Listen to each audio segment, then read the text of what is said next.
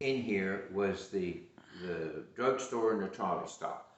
After the drugstore and the trolley stop, this was the newspaper office, and the newspaper was called the Burleson Dispatcher, and the newspaper was printed in here.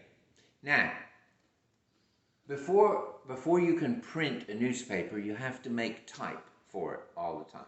Now, this is a Linotype machine.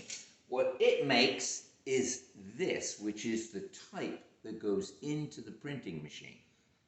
Now, this machine was very, very sophisticated and very cleverly designed and built.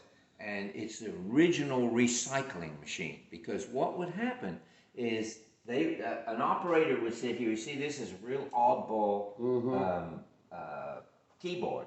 It has upper and lower case, and it has symbols in here. It has all kinds of stuff. And you had to be a real specialist to learn how to run this.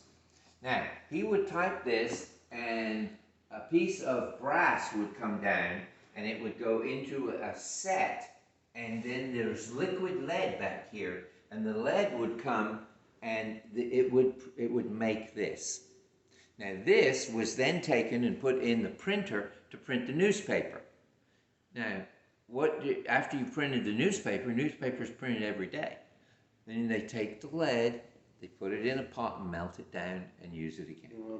So the lead was used constantly. Now, the lead was put into containers, and then Mrs. Forgot her name now.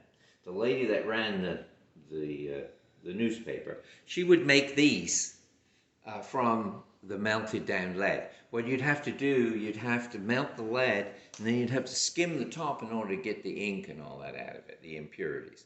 And then she would pour it into these, and then you would take this and drop it into the container here, and then it would make liquid lead again, and then it would start the whole cycle over again.